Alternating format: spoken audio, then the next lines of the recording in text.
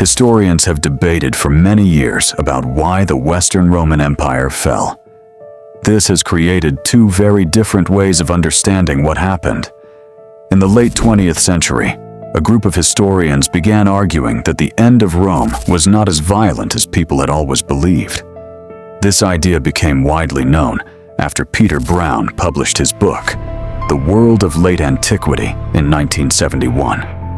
According to this view, the 5th century was not an age of destruction, but a peaceful period of change.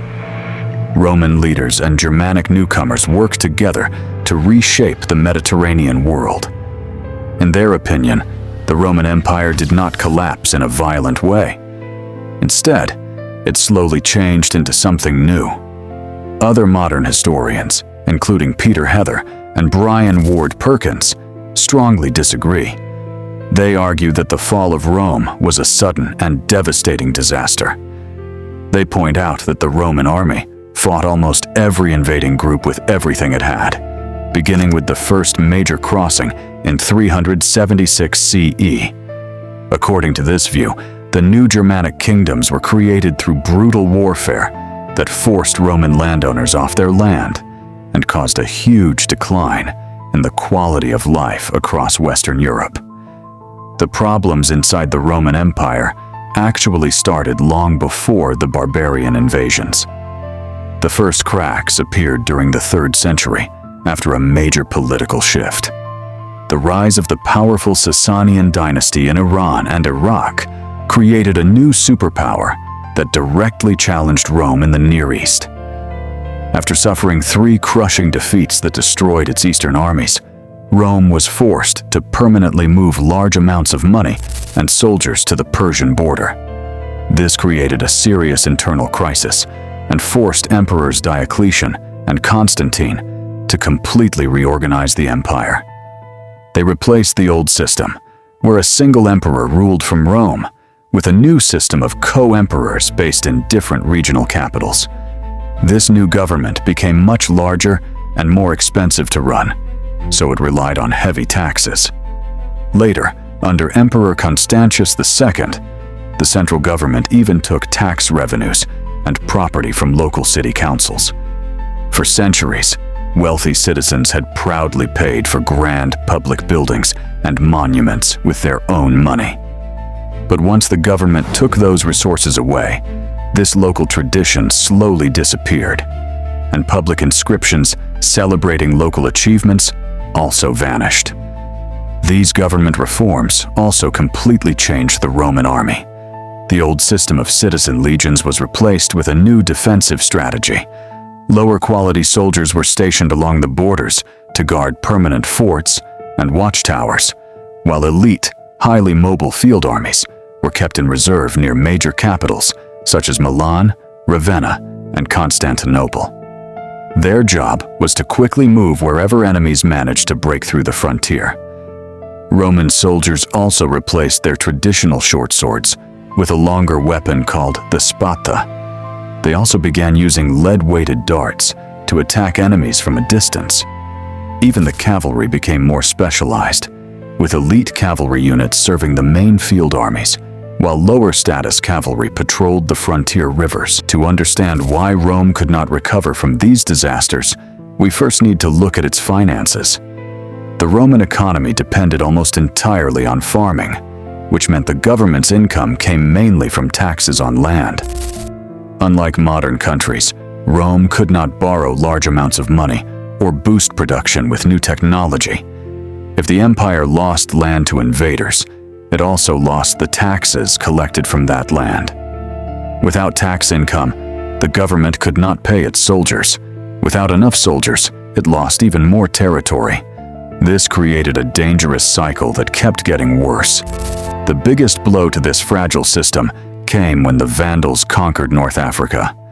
For centuries, North Africa had been one of the safest and wealthiest regions of the Western Roman Empire. Because it was far from the empire's dangerous frontiers, it had avoided most major wars. The region supplied Italy with most of its grain and sent huge amounts of gold tax revenue to the imperial government.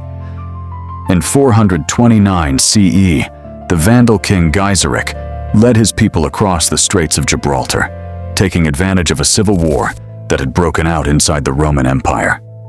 By 439 CE, Gaiseric had captured the great city of Carthage and established an independent Vandal kingdom.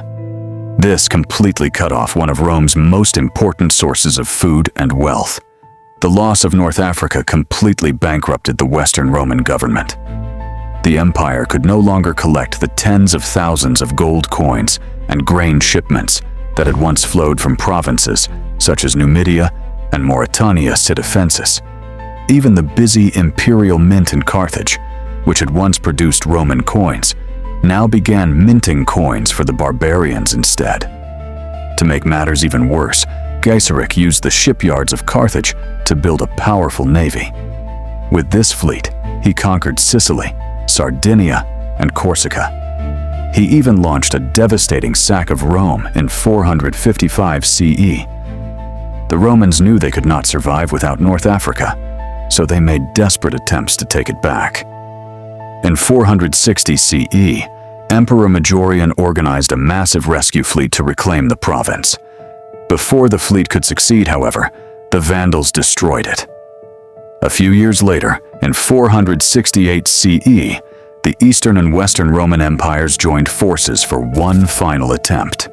Together, they spent an enormous fortune in gold and silver to launch a huge combined fleet.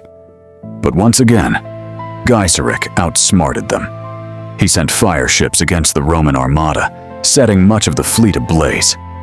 The expedition ended in complete disaster. This final defeat permanently destroyed the finances of the Western Roman Empire. With almost no money left to pay Roman citizens to serve in the army, the imperial government became completely dependent on barbarian mercenaries. This change gave enormous political power to the empire's highest-ranking military commanders, who held the title of Master of Soldiers. Because these generals controlled the only effective armies that remained, they became the true rulers of the Western Empire. The emperor still wore the crown, but real power rested in the hands of these military commanders. During the final decades of the Western Roman Empire, three powerful generals dominated imperial politics. The first was Flavius Stilicho, who held power from 395 CE to 408 CE. Throughout his career, Stilicho rushed troops from one crisis to another to defend Italy from repeated invasions. He won important victories at Pollentia, Verona, and Faesulae, where he surrounded and starved a massive barbarian army until it collapsed. However, building these defense forces came at a heavy cost. To protect Italy, Stilicho had to remove soldiers from the empire's northern frontier. This weakened the border defenses along the Rhine River. In 406 CE, a huge coalition of barbarian tribes crossed the frozen Rhine and poured into Gaul, causing widespread destruction. His political enemies blamed Stilicho for this disaster. They convinced Emperor Honorius that Stilicho could no longer be trusted. As a result, Stilicho was executed in 408 CE.